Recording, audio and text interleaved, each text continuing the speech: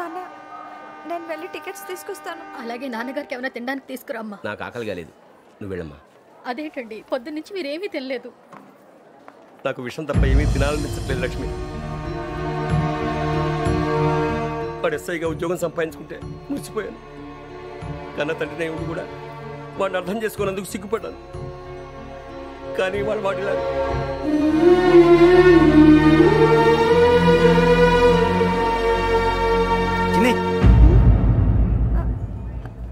అన్నయ్య ఏంట్రా ఇదంతా? చెప్తాను, చెప్పించే.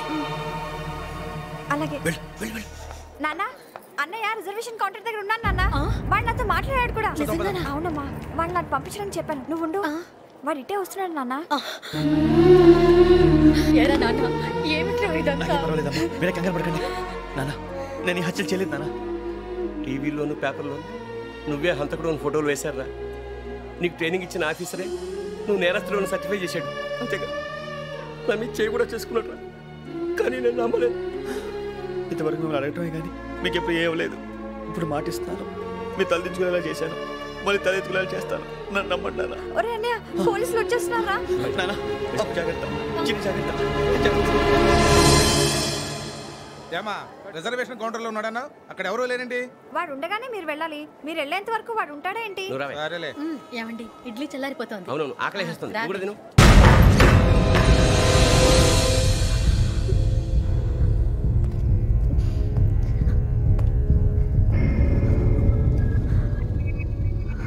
క్యాసెట్ ఎక్కడ? I'm asking you, where is the cassette? నే మునిగిపోవడం కన్ఫర్మ్ అయితే ఎవ్వరిని వదలను. నాతో పాటు అందరినీ ముంచేస్తాను. I hate silence.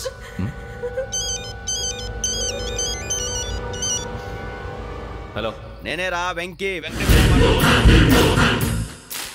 నువ్వు అమ్మాయిని ఎంత భయపెట్టినా బతిమాలినా ఆ క్యాసెట్ నీకు దొరకదు. ఎందుకంటే ఆ క్యాసెట్ నా దగ్గర ఉంది. వెంకీ, నువ్వు ఈ అమ్మాయిని కాపాడడానికి ఇంత టెన్షన్ పడుతున్నావంటే విషయం నాకు అర్థమైంది.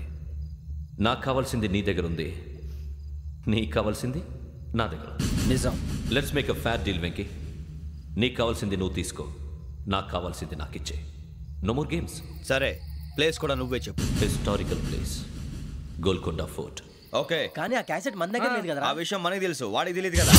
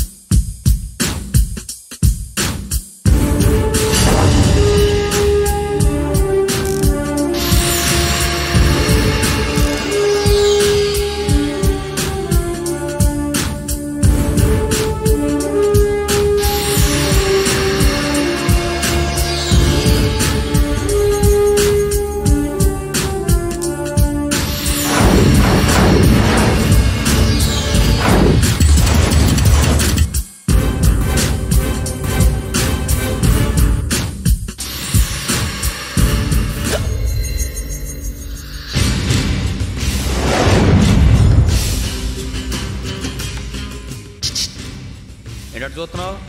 వాడికి ఆల్రెడీ మడతడిపోయింది తెలుసా?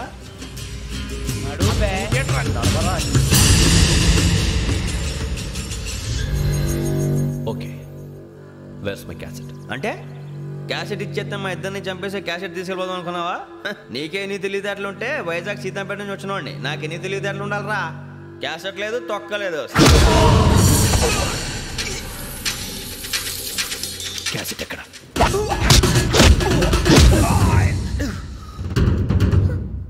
Cassette, give me the cassette.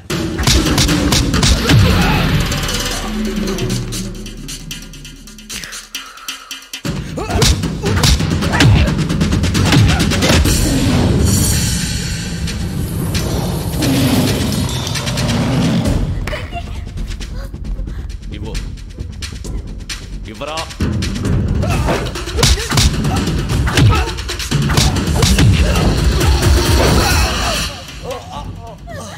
Come on, get up. Venky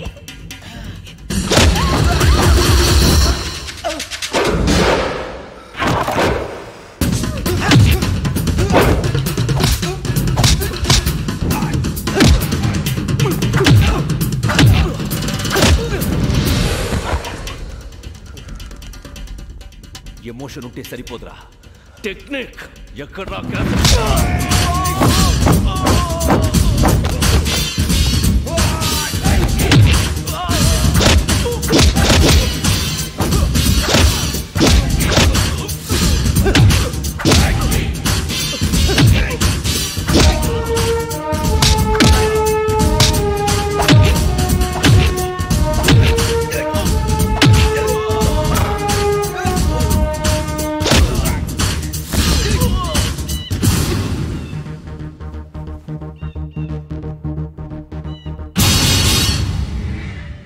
నా టెక్నిక్ తెలీదురా, ఎమోషన్.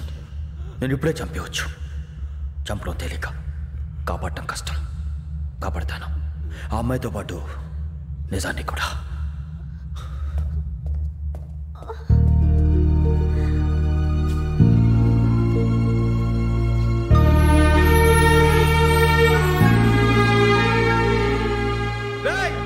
వచ్చేయండి.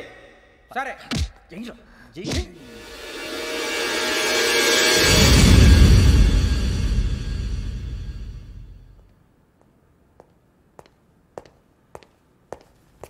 సార్ ఆ దెబ్బలేమిటి సార్? నథింగ్. అదిగా sir Mohan. Shut up. File ఎక్కడ పెట్టు. అలాగే సార్.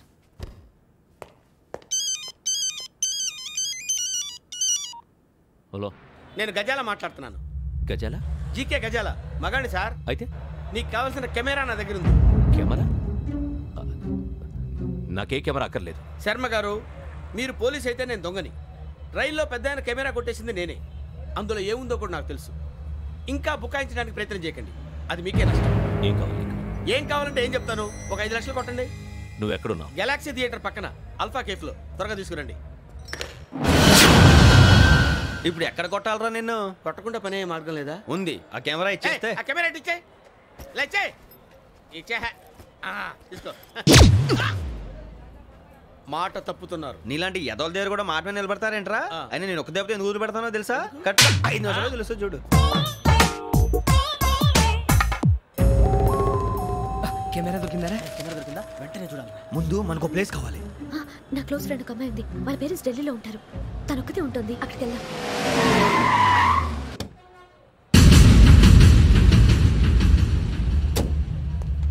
గజాల ఇక్కడ ఆడున్నాడు సార్.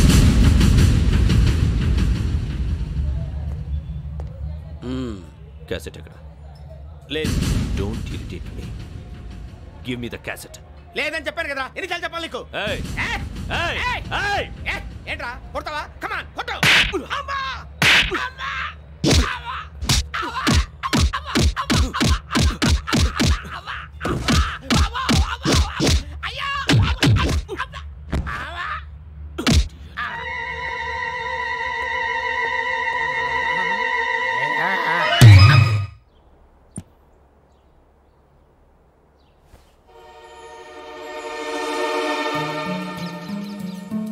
ఇందిరా పార్క్. నాన్నగారు వాకింగ్ అక్కడికే వెళ్ళేవారు. అక్కడ రకరకాల పక్షుల్ని కెమెరాతో రికార్డ్ చేసేవారు. ఈ ఒక్కసారి ఎక్స్క్యూజ్. ఇది నీకు ఫస్ట్ టైం కాదు. ఒక ఇన్నోసెంట్ స్టూడెంట్ ని నీ పర్సనల్ వెంజెన్స్ తీర్చుకోవడానికి నక్సలైట్ అని ముద్ర వేసి చంపేశావు. అది నాకు తెలుసు కూడా నువ్వు నా ఫ్రెండ్ అని చెప్పి ఎక్స్క్యూజ్ చేశారు. ఈ నకిలీ స్టాంపులు కుంభకోణం దేశంలో ఉన్న పెద్ద ఇష్యూ అయింది. మన రాష్ట్రంలో మినిస్టర్ అరెస్ట్ చేశారు.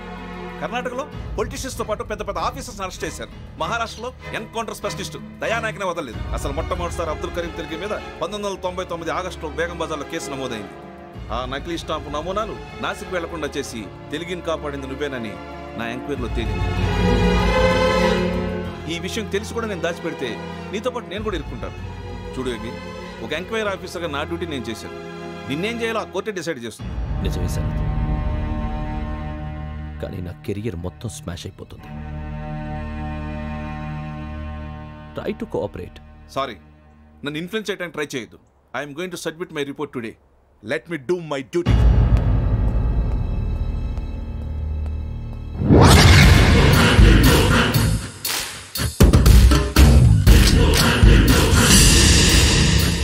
శరత్,